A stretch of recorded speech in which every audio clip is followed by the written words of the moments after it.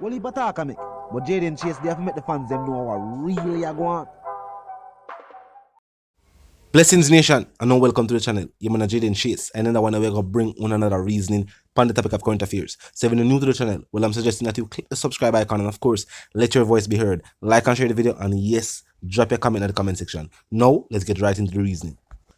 Now Nation, based on the audio in circulation, it appears new evidence have been brought to the light, and when cross-referenced with statements made by the police, now the ruling made by the Office of Public Prosecution has been called a cover-up, amongst other things. A Nation, with the new findings being presented to the public defender and Nzinga's case against the state, along with this new case against the Office of Public Prosecutions, could mean the state will have to pay Nzinga King compensation for what took place at the Four Paths police station in Clarendon. We will continue the reasoning. Look and listen. We have carried out investigations and we have material from people and statements who we cannot reasonably be expected to expose their identities. Would these be members of the police force? I am not making any comment in relation to that. So it is not only the police. Look, if we think a police officer is going to come and say, yes, I cut her here, do we really expect that to happen? Absolutely not. And therefore you have to look in other areas as to how to find the truth. No police officer is going to admit to cutting the hair. There is no police officer who is going to say, I saw this other officer cut the hair. The question is part of it also has to be circumstantial evidence. Where is that? What is that circumstantial evidence? She go to the station with the hair on her head and she come back out without hair. That is where you need to go. And she come out, she hand her mother over the bundle of hair. In her report, the public defender says Corporal P0lice's behavior in cutting Miss King's hair was wholly intentional and motivated by venom and revenge brought on by her conduct. King, who is a Rastafarian, was taken into custody at the Four Paths police station after failing to pay a fine. She says that's where the police forcibly cut her hair. However, the police disputed her accusation, instead claiming that King was the one who pulled out her own locks. Mrs. Harrison Henry says while there are competing stories, the circumstantial evidence supports Miss King. No police officer is going to admit to cutting the hair. There is no police officer who is going to say, I saw this other officer cut the hair. The question is part of it also has to be circumstantial evidence. Where is that? What is that circumstantial evidence? She go to the station with the hair on her head and she come back out without hair. That is where you need to go. And she come out, she hand her mother over the bundle of hair. The public defender denies simply taking Miss King's word at face value.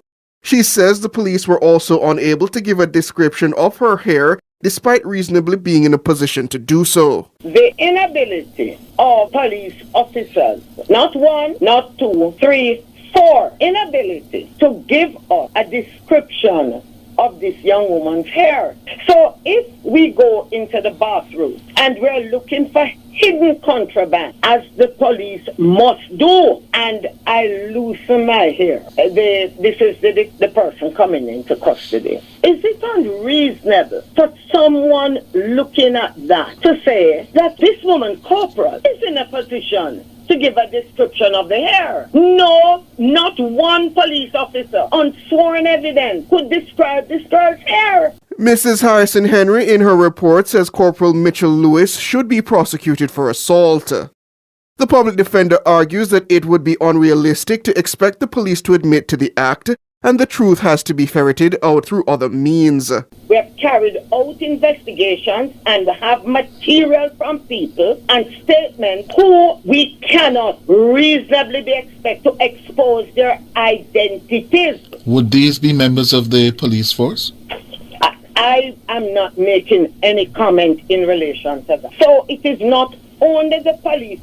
Look, if we think a police officer is going to come and say, yes, I cut her hair. Do we really expect that to happen? Absolutely not.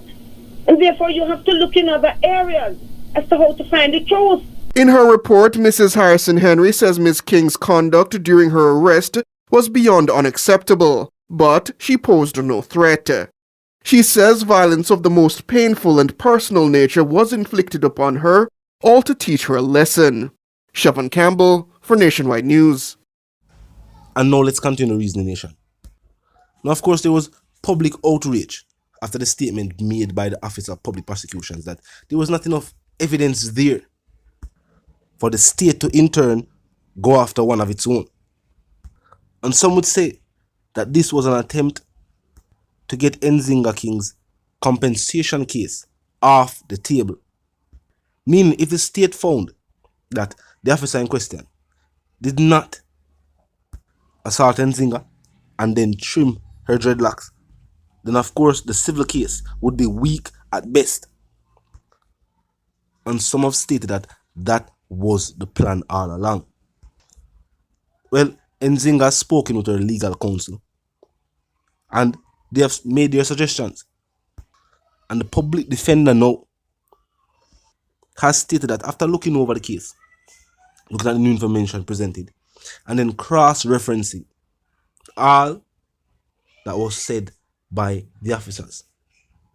And what is also started to highlight is the fact that with all this talk about Jamaica as a republic and Jamaica as a country standing on its own 2 feet and highlighting the global impact that the Jamaican culture has had, well, globally. Well, think about it. Reggae music, Rasta, are one of the few unique things from the Jamaican island that has impacted the world. You ever stop to think about it? Name an elected official that has done something globally to really put Jamaica on the map for good reasons. It's hard. I don't feel like some people can't even do it. If I say an accusation of this kind, see a Rastafarian walk into a station and walk out without her dreadlocks, and then after she has made her statement, says the officer cut it. There was a long, dragged out investigation, which at the end, the state said there was not enough evidence.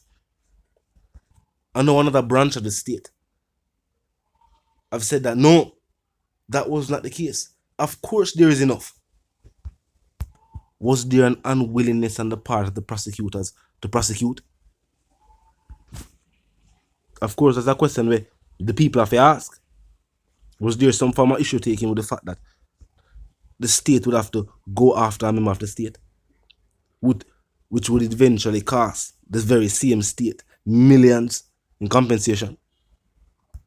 And was it a strategic decision on the part of the Ministry of Security and Justice to just say there was not enough evidence to prosecute, and the more create a civil case, they are free to do so? One thing for sure though, the ruling like that from the Office of the Public Prosecutors, it would definitely have an effect on the civil case, and them know this. So talk to me. Tell me if you're in support of Nzinga's case going forward, the same civil matter, and now this new confirmation of one being brought up against the prosecutors. Do you agree with the statement that there was some form of cover-up at play? Maybe it was just simply the state covering for the state. I saw it look another way for really say it. The video that was released show, yes, being boisterous at the station, but then it show her with her dreadlocks. So after that outburst, them can't tell me say there was Miss King was placed in the confinements of a cell without being searched. And the officers are making it out to seem as if this is a plan that Nzinga King had all along. but there was never any plans made to run into the individuals, the cops, the altercation. How could she have known that all of this would take place? And for all of the people, may I wonder what go on with the Nzinga King and our case. Glad to see that the public defender is still looking into the matter. And that Nzinga King still has a strong legal support needed to go forward. No nation but the ministry or the Minister of Security and the Minister of Justice might have a fall out and come talk about that one. Because the people are dubbing this one another clear case of injustice. And if the hope was that the ruling would have been made by the DPP and people are just forget and the support for Nzinga King would just vanish, well, that is not the case.